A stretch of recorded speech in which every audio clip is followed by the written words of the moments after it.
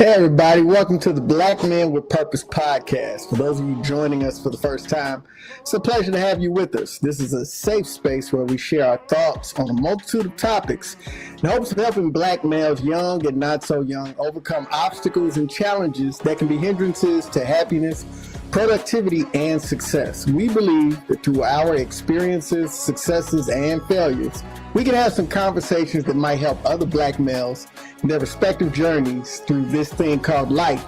And today on this episode, we are going to continue our conversation about dreaming forward.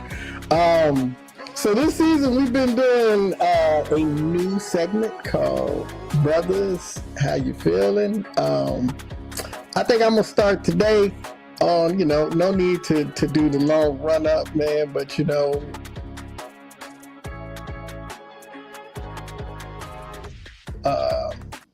as we record, not as you are watching, but as we record, it is the day after Resurrection Sunday. So, we are feeling good and energized and feeling like our energy rose. Absolutely horrible that an elected official of ours went to go see one of the most prominent holy figures in the entire world, and then the next day the man just passes away. I'm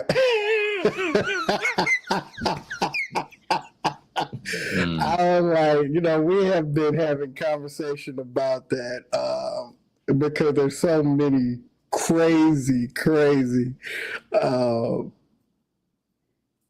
that are surrounding that trip, how it happened, just all of that. So, we've been having a lot of funny dialogue about that all day, but we don't want to keep it there. We recognize that, we feeling good. I'm feeling encouraged. I'm feeling rested. And I'm feeling like I'm ready to rise up, man. So, brother Dr. B, how you feeling today? Hey, I'm feeling I'm feeling inspired. I mean, I know right now things, there's so many things we could complain about. I mean, when you look at the stock market, every time somebody at 1600 Pennsylvania Avenue say something crazy, the market always respond to that, and then today, they're talking about how they're going to go after people that owe their student loan debt now. And, so it's just like one thing after another. But, in spite of all that, we're going to come out of this. It's just going to take a minute, but we're going to come out. We've always been a people that was resilient. We've always been a people that we always try to find the best outcome for us. We just don't stay down. So I'm looking forward to it. Yesterday's sermon was about our name was attached to the grace of Christ when he came back from the crucifixion. So he rose again, and he extended grace to all of us, and he called us by our name. So hey, all of us got as long as we understand the grace that God has given us, we're gonna be successful. So I'm feeling good about it. I'm gonna turn it over to my brother Ray. Well, yeah, you always know I got something negative to say. Nah, man. Last episode you came in real positive. Yeah, but I mean, I'm feeling good, but at the same time, I'm feeling confused. I'm like, when in the hell did it become okay for the Secretary of Defense to keep using doggone vehicles outside of what's supposed to be used to transmit classified or sensitive information? If any of us did that while we was in the military, we would have been locked up. But yet this clown continues to do it over and over and over again. And this is just the two instances that we know about. So he's doing it all the time. And it's not just him, it's this whole doggone administration. But other than that, brothers, I'm feeling good. I'm feeling grateful. I'm grateful that I'm here with y'all again. I'm grateful that the Lord saw fit to wake me up again this morning and be able to make some jokes on this type of stuff that's going on in the world. And even though I'm concerned about what's going on in our country, I am encouraged because, again, like you said, Byron, I know what kind of people we are. we have all said this. We know what kind of people we are. And I'm seeing all kind of videos of, white folks sitting there saying, hey, you're upset that the black folks are not here protesting with us. Well, here's why. Because they know if they come out, then all of a sudden the bullets are going to come out from the white cops or whomever. So it's on us. The black folks did their job when it came time to vote, and we as white people didn't do it. So now it's on us to go ahead and protest and let the black folks stay at home. So being that people are getting that message, people of the Caucasian race are getting that message. I'm thankful for that. I'm grateful for that, and I'm encouraged by that. So rant over. Brother Bryant, how you doing? How you feeling today? Good. Always good. I can't even give it my energy, man, quite honestly. With so much going on, throughout the world, throughout the country, throughout the state, throughout our neighborhoods. I am, again, just trying to maintain my center space, where God would have me to be, and and then figure the rest out as I, journey through His Word, continue to try and walk in my purpose, because the rest of it, you can't make any sense of. So that's the approach I take, man. Just control what you can control. Protect yourself from any strays, so that you don't become collateral damage in it all. And more importantly, for me, it's just, learn the lessons. When people show you who they are, believe them. Right? You don't have to question it. Like, I know you showed me that, but that's not what you really wanted to show me. No, believe them. And so with that, I personally would love to see a media outlet, either one, report on more positive stuff that's going on, in the world around us or in our communities, that people can look to for some sort of comfort or encouragement, as opposed to, all the craziness going on in the world. And I guess some of it, may be of an interest of public safety, if there was, a mass killing, down on, 28th Street, and, you need to let the public know about it. That's one thing. But, report on the other stuff, Let's talk about it. Let's talk about why we don't teach our kids financial literacy. Let's talk about why kids are graduating from high school not knowing how to read on greater than an elementary school level. Those are the types of things that responsible adults, have an opportunity to positively impact. Let's talk about those things, right? Kids are born innocent into this world. And then their trajectory is typically predicated on how grown people pour into them or choose not to. So that's where I'm at today, man. I'm all about it, So having said that, I, as always, love to hear from Brother John. I know he kicked it off, but I'm gonna toss it back to you. And I catch it. There you go. Hey, no, that's good stuff. That's good stuff. Before we get started talking about Dreaming Forward Part 2, Ray came on right when we were talking, and he was just like, wow, man, how much of the Dream Forward? How many episodes we going to be able to make? Because it's a lot of information. I know that we're throwing out a lot of anecdotes, but I want to show a clip real quick of John Hope Bryant talking about something really interesting. And so let's check this clip out so that our audience can kind of get a feel of why we're so excited and, passionate about this conversation. So let's check that out. And I can make anybody watching this a millionaire in 5 years. You go to Operation Hope, you get counseling and coaching, get your credit score up 54 points to 100 points, get your debt down $3,800, get your savings up $1,500. With Operation Hope does that on a regular basis. We're going to get you the earned income tax credit if you make less than $60,000 a year. If you make $40,000 a year, you have 3 children, the government owes you $7,000, just thereabouts. If you never filed EITC, it's retroactive for 3 years. That's 20 grand in this example. That's enough money to put a down payment on a $100,000 house in an emerging neighborhood outside of central Atlanta, in one of the 7 counties, right? Buy that house, live in it, don't sell, right?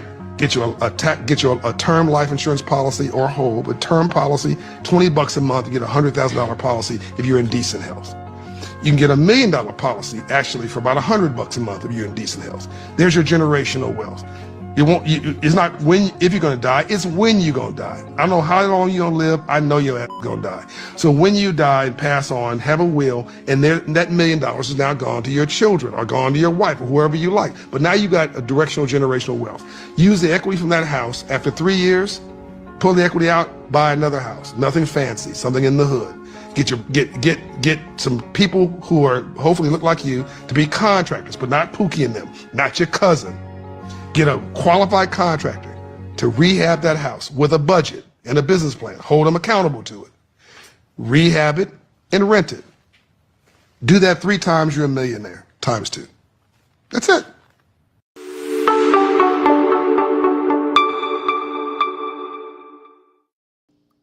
I wanted to play that clip not because I feel like that's the way we have to do it, but I think that there are a lot of ways that we have not considered or that we put on the table of how we can really, turn around our fortunes as a community. And I think, especially when we're having these conversations, and I will be really, really honest about it. I think it's a conversation that we're privileged to be able to have because there are a lot of people that aren't in our position. And we can talk about a lot of the financial circumstances, but I'm a strong believer that while the finance part is important, finance only will not save the Black community. And there are so many other areas that we need. We need bright minds in science and technology, STEM and things like that. We need to have bright minds and people that are passionate about the arts, about, our historians that keep our stories, medical professionals and things like that. Like, we need to have a fully developed plan for us to come. And when we talk about dreaming forward, I mean, obviously, yeah, on the last episode, we talked about how the net worth of the average Black American in the United States is rapidly, by 2050, it'll be 0, Yeah, we've got to handle that. But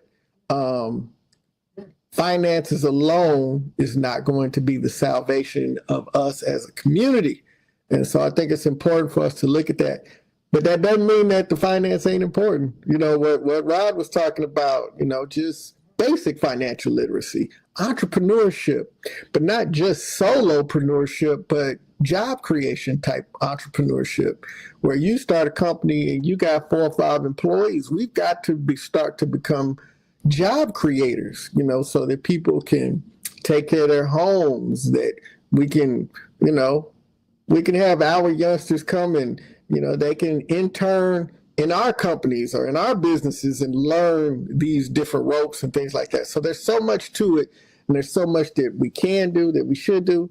But another part of it that we have to recognize is And again, I'm riding the ride bandwagon today, but we've got to be able to recognize the good that's happened. So every time we complain about what's not happening in our community, we're overlooking amazing people in our community, amazing young people, amazing not so young people that are out doing things in their communities, that are doing things maybe not getting a lot of media or press, but they are impacting lives, communities. I'll tell this story real quick, and then, I want to get the fellas a chance to talk about ways that we can continue to really build up Black America. But there's a story that I read about a principal in North Charleston, South Carolina. And is it South Carolina or was this guy in New Jersey? Either way, he's a principal. And my man took on an overnight job at Walmart from like 10 p.m. to 7 a.m., 3 nights a week.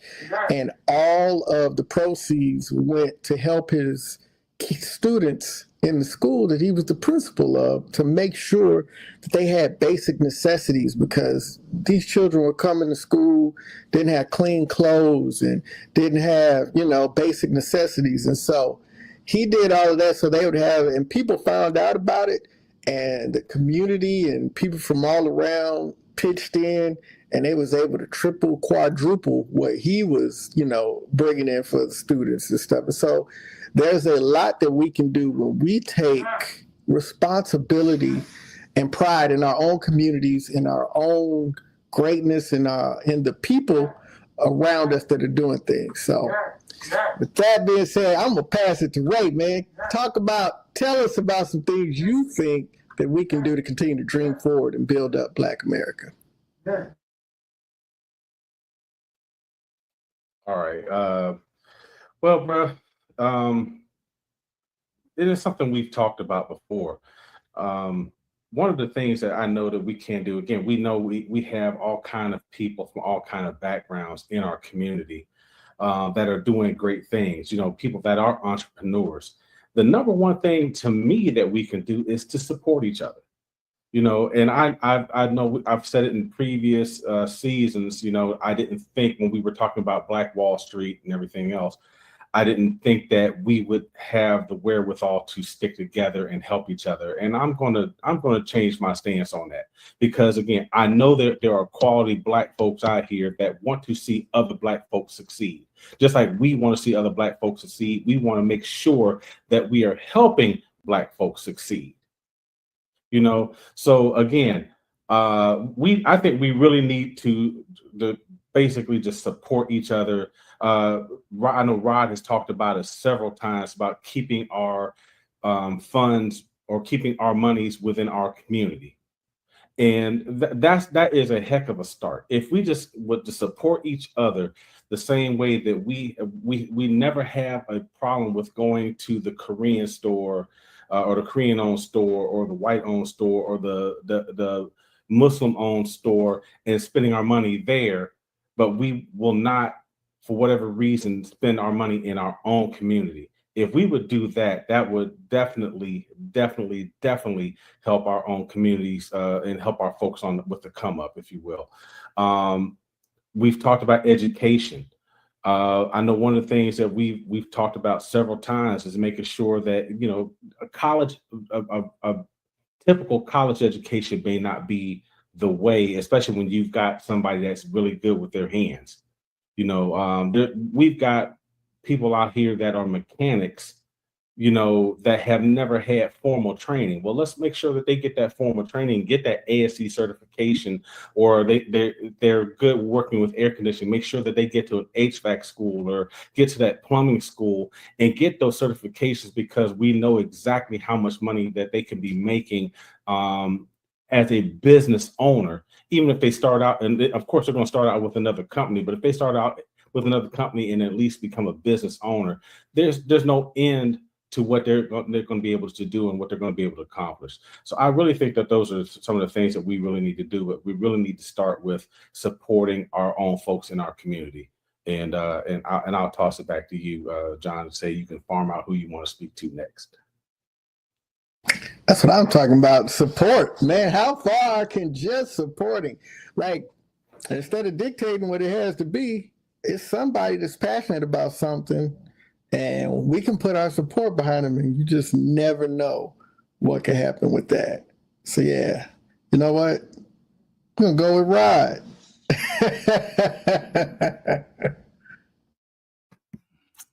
Wow. Man, it's so much to unpack here, but I think I think Ray really talked about it in just the support. Uh, but more importantly, it, man, there's so much that goes in. I mean, once you start unpeeling this onion, a lot of things unravel. So I'll just talk about one thing, and and some of the things I've read, and after reading it, it seems to make sense. So think about those of us that may have grown up in a inner city environment. And think about how many of the corner stores, the other places that we shopped and, you know, spend our resources in are not owned by us.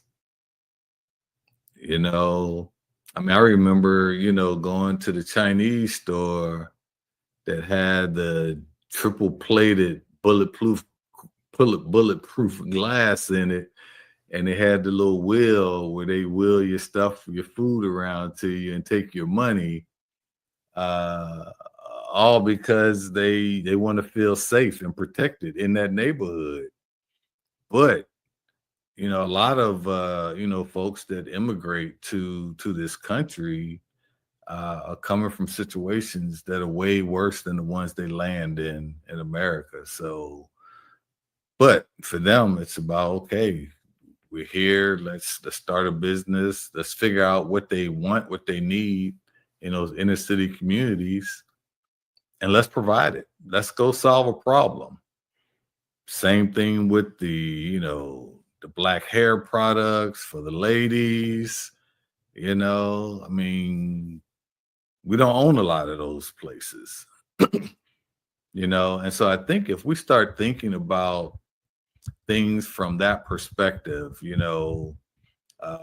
products and services that we need, and how we can provide those as a solution to the people just in our own communities. How much benefit could we get from that? Now, having said that, it also requires that we treat people with dignity and respect.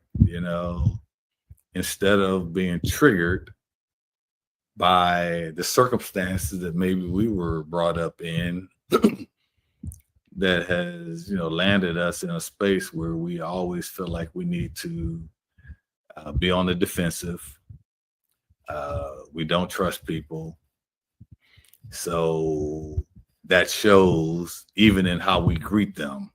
Just imagine you own a store and you have a potential customer come in, and you treat them as though you don't trust them from Jump Street. It's those types of things. So I think that approach and the and a lot of times the selflessness that's required, to do that. And one last thing, I was watching a clip where Minister Farrakhan was visiting a large church in the metropolitan area, 1,400 people. This time it was 1,400 men. They were having a men event to try to encourage, Black men to stand up and to come together and pool their resources. And he, and y'all might have seen the clip, but he made a statement. He said, there's 1,400 of us in here tonight. He said, if we all just put in $10 tonight, That's what, $140,000. I don't do public math, but I think that's right. And he said, then what if we came back and we did it again next week or next month? And we put in the $10 again. And if we did it 4 times, at that point, we have over $500,000. And we go down to the bank and let them know that we want to buy some property.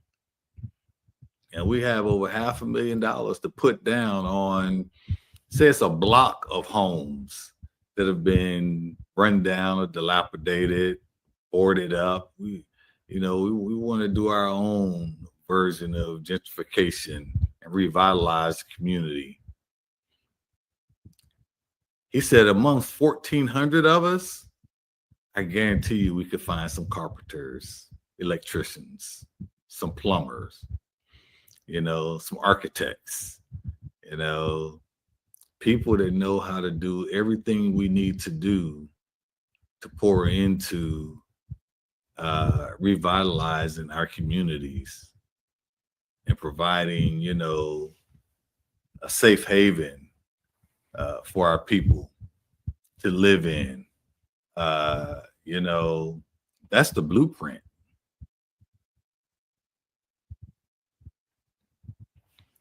The problem is,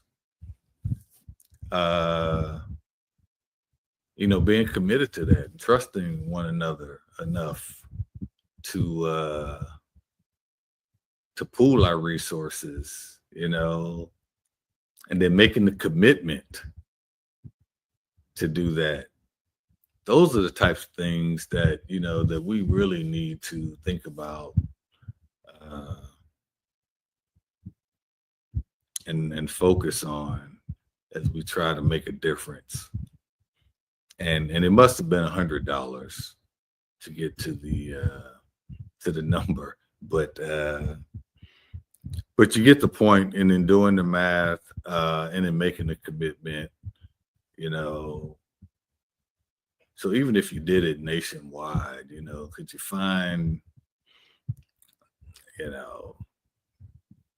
50,000 men that'd be willing to commit to something like that? If you had someone that you trusted in leadership to make it happen. And so the dream forward, and in looking at, what John Hope Bryant was able to do through his organization,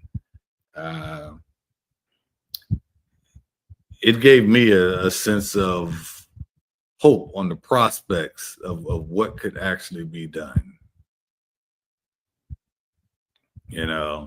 It's just a matter of making a commitment to support something like that. Because, everyone can always work to make themselves wealthy, more wealthy, even generating generational wealth.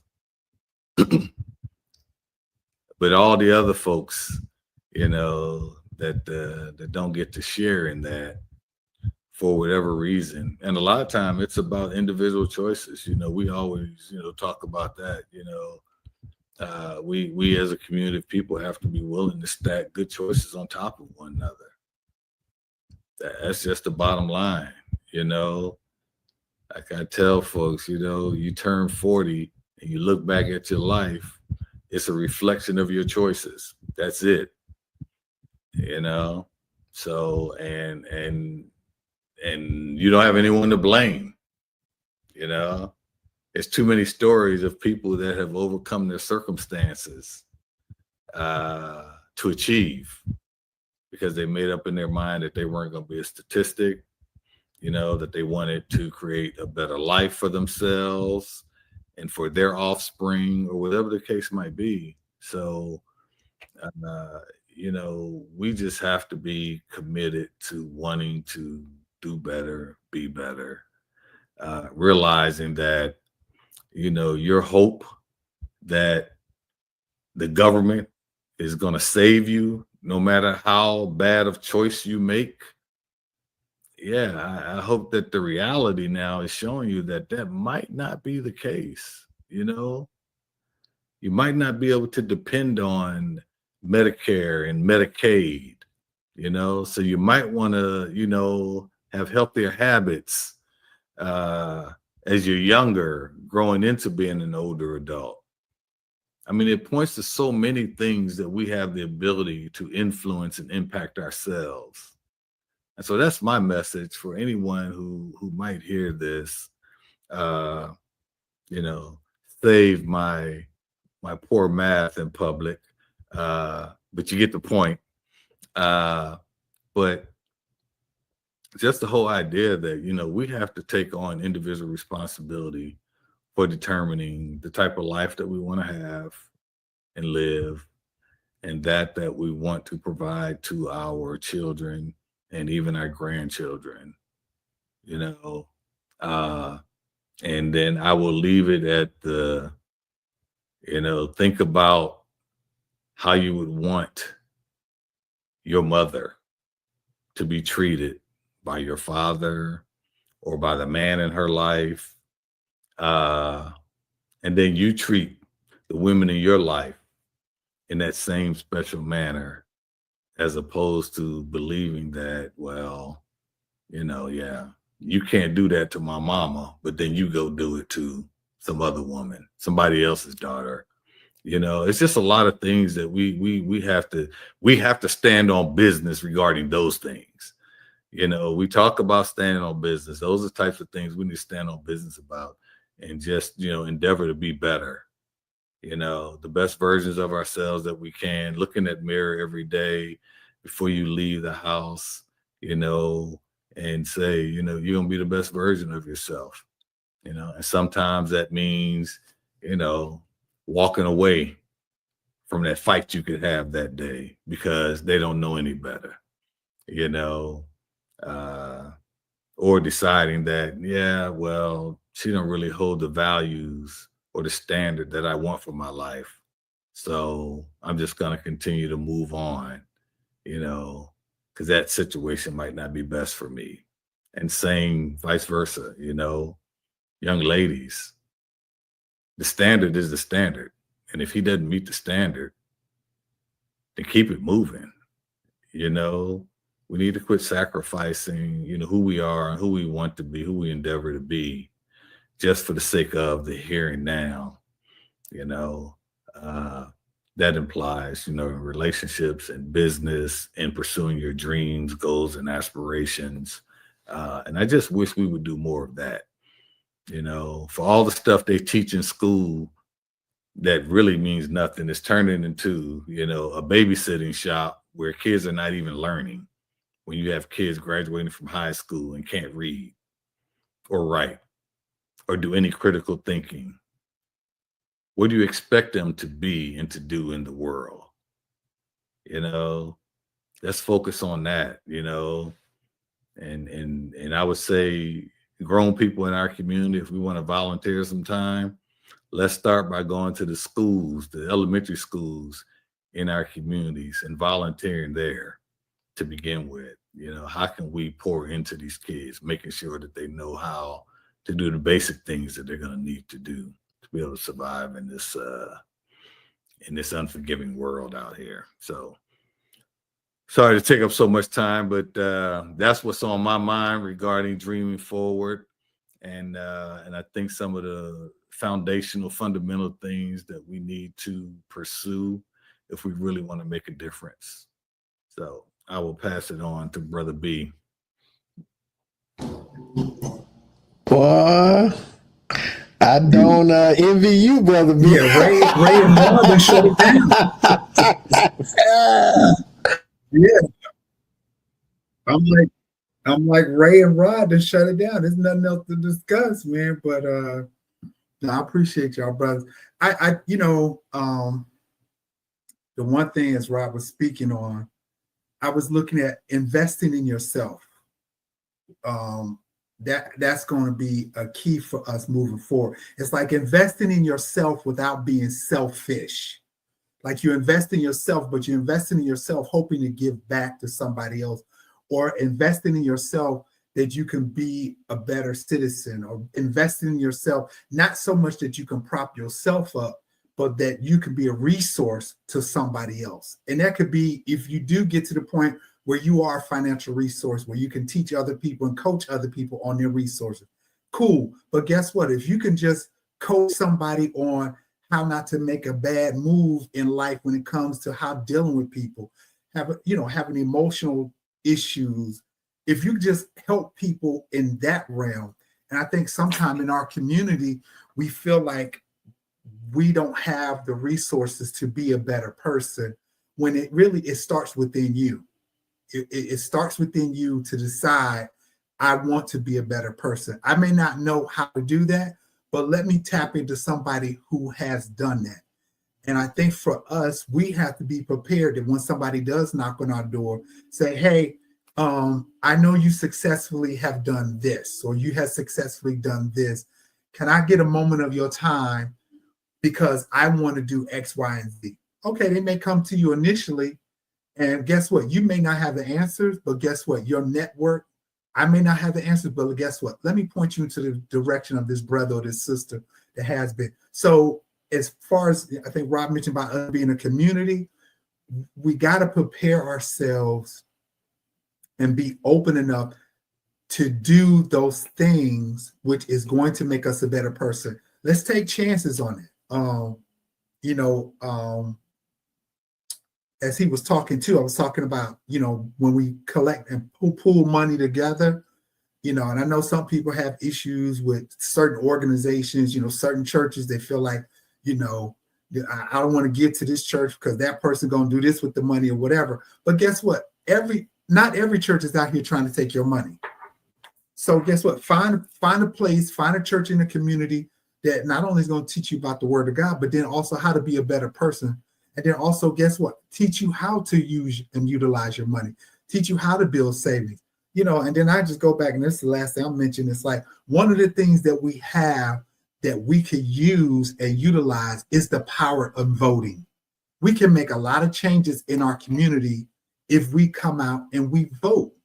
And and I say this, and I might have said this before, the current mayor of Chicago, Brandon Johnson, came out as he was the PTA president. I'm sorry, he was the teachers union president, became the mayor, but he won the mayor office in Chicago with less than 700,000 votes. Chicago has almost 9 million people eligible to vote, and he became the mayor with less than 700,000 votes. So, I mean, it worked out for him, and he's doing a great job. But just imagine the power that we have in our community if we just come out, just something is just come out and vote. It's free. It don't cost us nothing. It costs us a little time, Same thing with us learning to save our money. Okay, let's not live for the right now, but let's start putting our money in for the future. And sometimes people may say, well, I don't know what that looks like.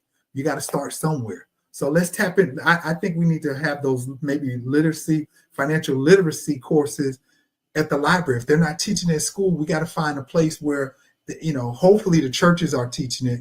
If they're not going to church, you can find resources in the library. I know when I started learning how to save money, there was a white guy that took me to the library to show how to read the Morning Star. Even before you start this ticker, he said, this is how you read stocks out of the newspaper. And that's who taught me how to do that. So we just got to find a place or find people that want to pour into you. And so that way you can turn and pour into other people. So I'm done with that. So I'm passing that back to John. The Child Brothers, man, bringing it together. That's what I'm talking about. Yeah, as I listen to all of that we're talking about, like just everything that we said, can you just imagine if, because there's I think I might clip it in right here, but there's a conversation that some historians were having. People ask, well, if the nations that were on the continent of Africa were so great, why was it so easy for them to be taken over?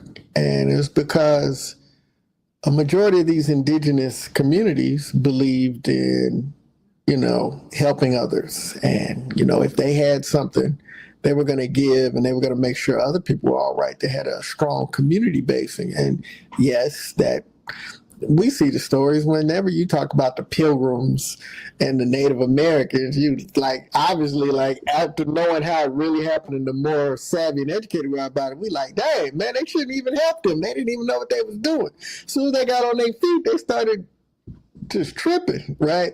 But that sense of community, imagine, I'm not saying it's a susu, but just imagine the concept of a susu. Imagine you got several communities got together and they said, we're going to pull this money in, and every month one community gets to pull the money specifically for initiatives in their community, like maybe a community center, maybe redoing the schools, maybe this, that, and the other. And we use these 5 communities, and they lift up 5 communities by coming together and pooling their resources as one. Or, we said we get all these different, people be like, Farrakhan went to a church, he's Muslim, and, but what if we put all that aside and said, look, we want to come up with a political action committee, that is for Black folks in America. And it don't matter if it's Nation of Islam, if it's the Baptists, if it's the Church of God in Christ, if it's, the Black, the gangster disciples over here, whatever. If you got a group that has a collect, we could say, we'll take some of this discretionary money, put it to the side once a month, once a quarter, whatever it is, and say, we're putting this money together so that we have a political action committee so that when it comes time for national votes, for state level votes or whatever, we've got political power to say, hey, we've got a committee here that are for these specific Black issues, and we could be putting something aside for the community. Y'all made some great points that I really love. It's just when we get to our communities, just for reference, one website that I usually love to use when we talk about supporting Black people, it's called WeBuyBlack.com. And it allows me, my laundry detergent, Black-owned company. I get meal plans from a Black-owned company. I get cologne and eyeglasses and, shades and hats and all kind of stuff from Black-owned companies. I get toothpaste and, hygiene items from Black-owned companies, and, my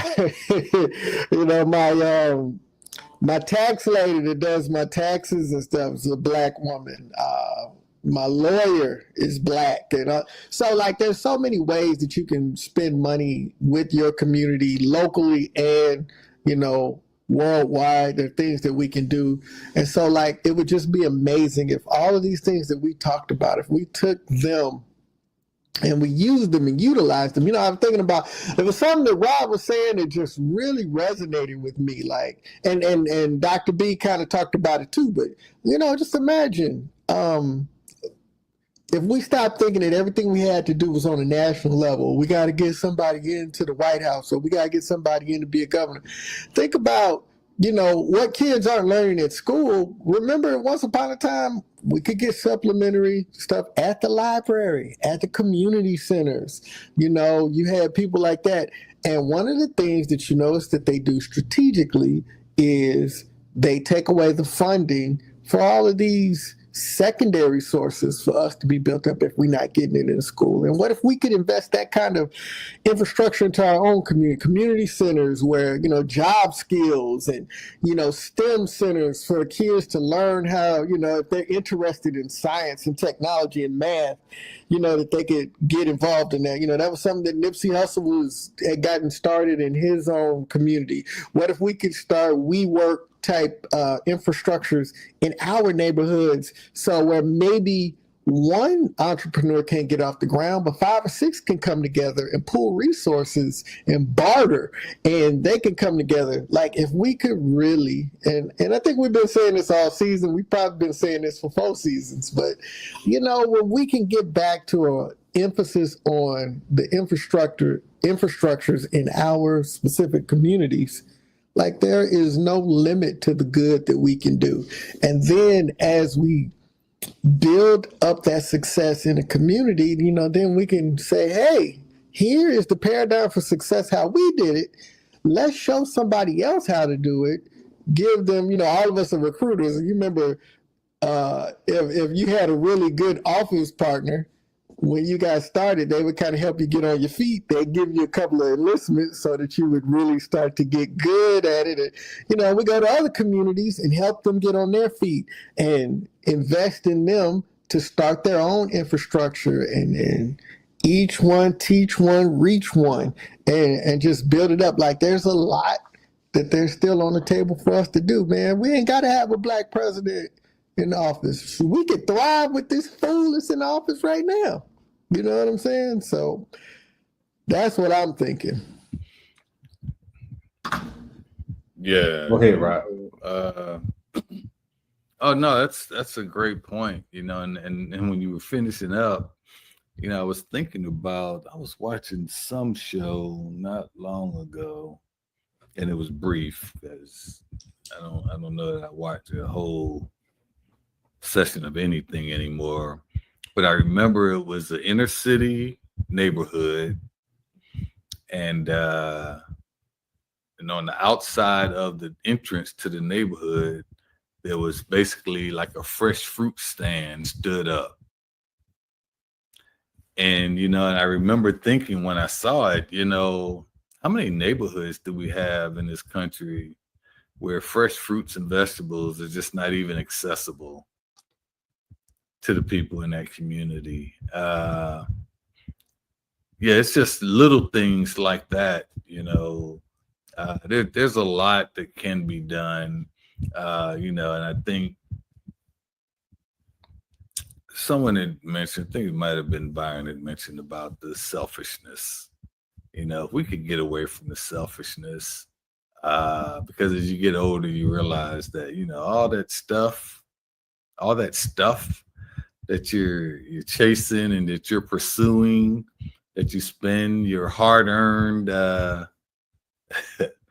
dollars on after it's been taxed and taxed and taxed again, you probably wish you had some of that cash back so you can spend it on some more useful things. But doing that, and again, pooling our resources are some of the things that clearly we should be doing more of, because nobody's coming to save you. That's if nothing else, I think this current world order should be teaching folks more and more of that lesson. That that Calvary that you've always been waiting on, whether it's stimulus checks or anything else, it's not coming. In fact, they're trying to chip away at it so it's not even available to you. So what are you going to do? And that's the lesson we need to get across. What are you going to do? How are you going to fend for yourself?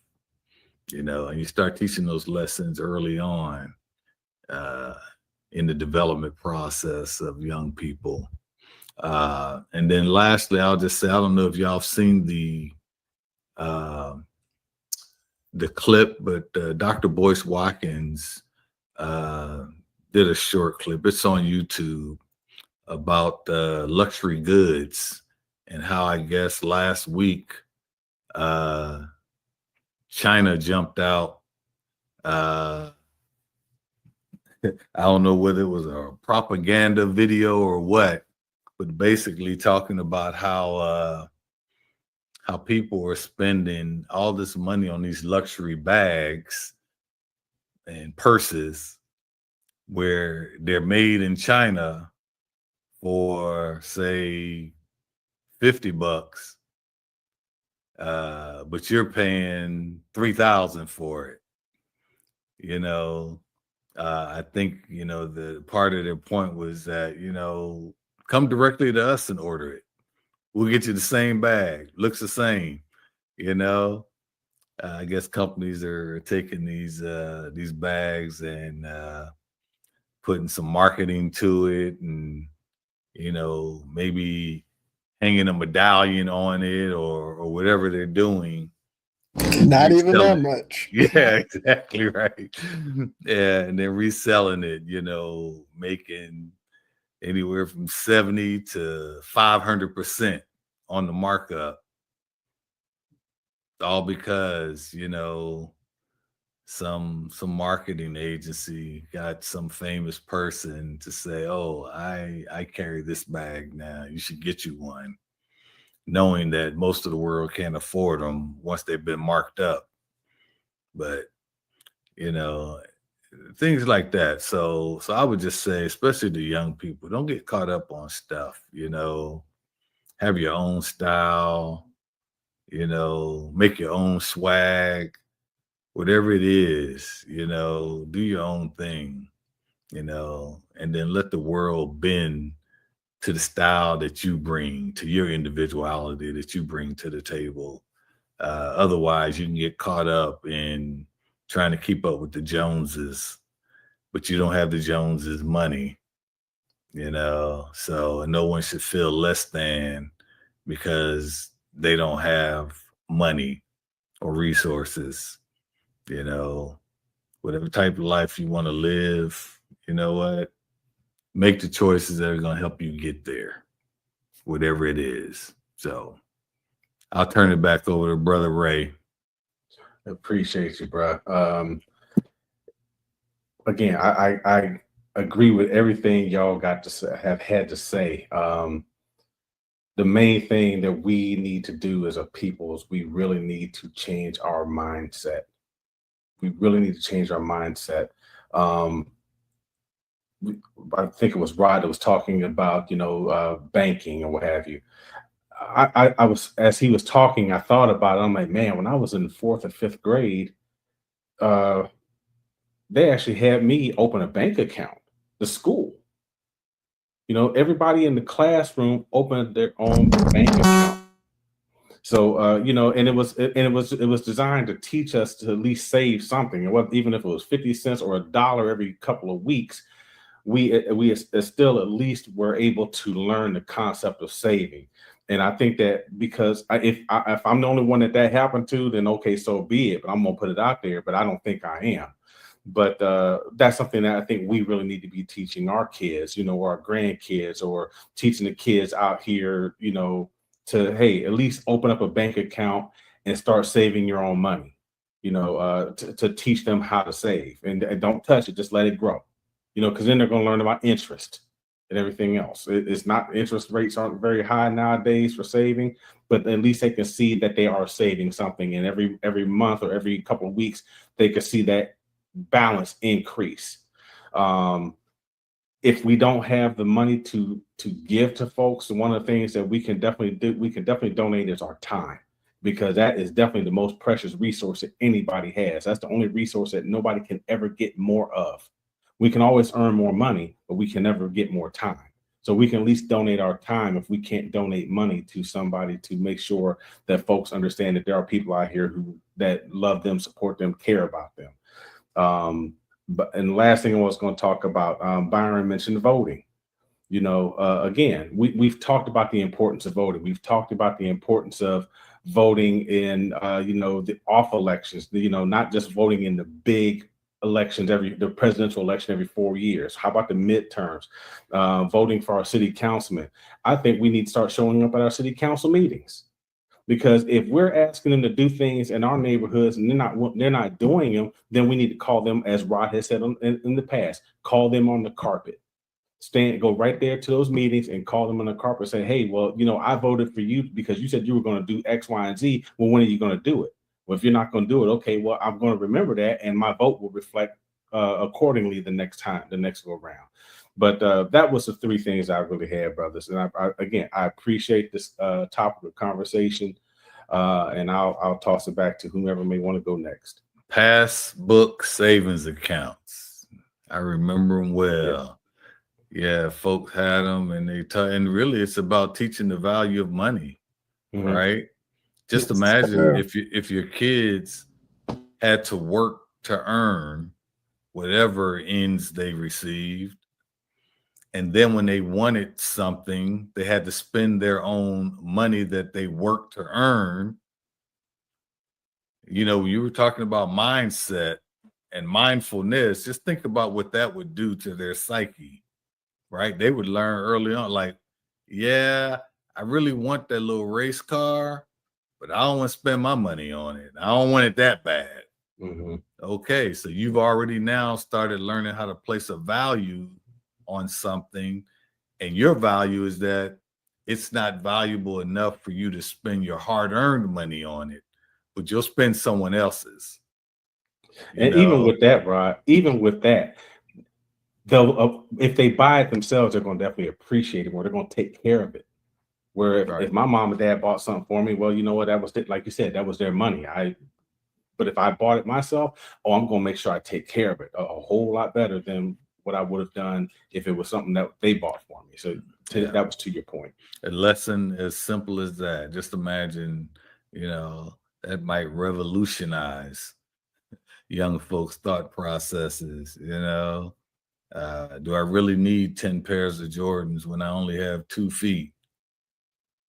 All right, man, we're going to need you to stop with that because I'm feeling attacked here, man. And did that hit close to home? I mean, we've all done it. I only got 2 feet, but I got a whole bunch of shoes. But no. Oh, yeah, you and me both. Yeah. Which is one of those lessons, and that's why I want to put it out there so people learn it early on. You don't need the same pair of shoes in all the different colors just because they make them, right? Trust me, you live and you learn. But I'm here to let folks know, place your value on experiences and not things. And think about other lessons they can learn too, because once you have enough savvy to say, this is my money and I don't want to spend it on that, and then you can go deeper into understanding the value of money and to understand your own personal value. And I don't want to get a new conversation started, but this is something that probably even exists in this room. A lot of time we are in bondage by this term, hard-earned money, when people out there with true wealth, they ain't wealthy because they worked hard for the money, because they were smart with the money. Wealthy and they understood. Don't work for money. Yeah. Money works for wealthy people. And there you go. And there you are. And what it does is it buys back their time. That is it. The most valuable resource known to human beings that you'll never get more of is your time. And lastly, I was looking at a video by the guy that runs a School of Hard Knocks that goes around interviewing millionaires and billionaires. And one guy he talked to last week, I was watching, and he said, you know what? There are 2 types of people in this world, period.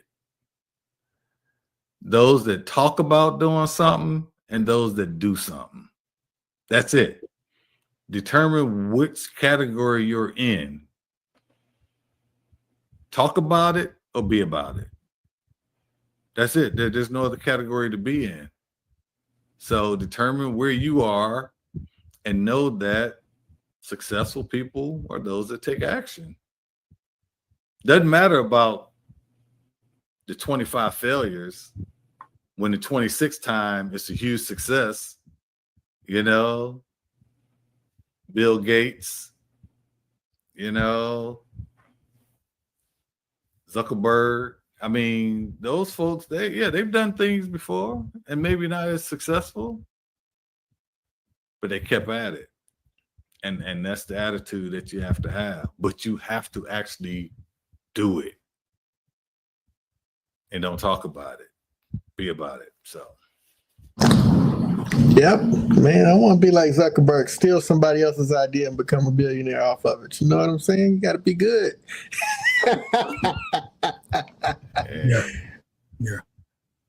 Yeah. I'm, Victor trying to be an entrepreneur. I remember he was when he wrote his first book. He wrote that book at 12. He was like, "I don't want to write no book, Dad." I was like, "You'll thank me later."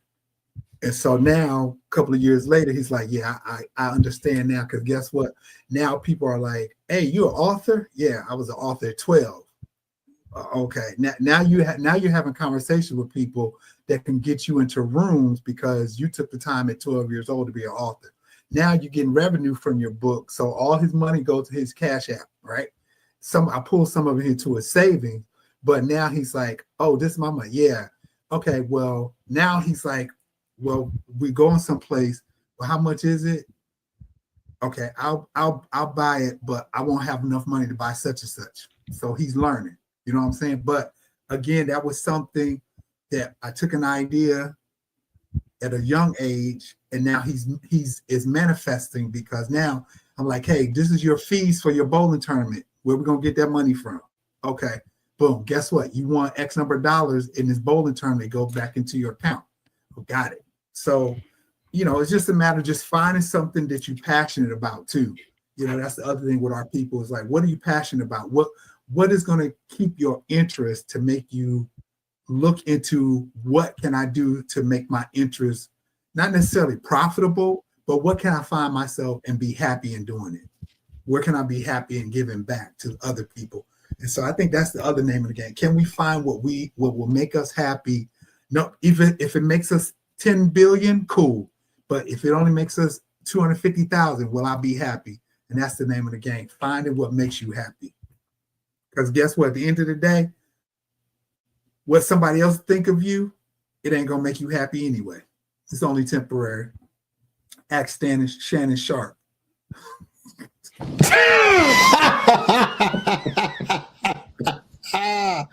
Preach. Man, y'all all been on it. And I was just making a joke. I didn't want to diminish Rod's point at all, because it's true. We got to keep trying. We got to figure out what makes us happy. We got to work together. Hey, this was a great episode right here. I can't wait to do the edit and get to watch it again and pick up all these gems, man. I've just been feeling so energized after we get together. And I think, I don't know, I feel like it's just so serendipitous, man. I pick the quote for the episode before we get started. But every time we get to it, man, it seems to just really align with what we're talking about. So, in that spirit, my closing quote for today's episode is, when your dreams are bigger than the places you find yourself in, sometimes you need to seek out your own reminders that there is more. And there is always more waiting for you on the other side of fear. And that's by Elaine Welteroth. And so, with that in mind, man, we got to keep dreaming forward. Thanks, fellas, for another episode. A great episode. And we out.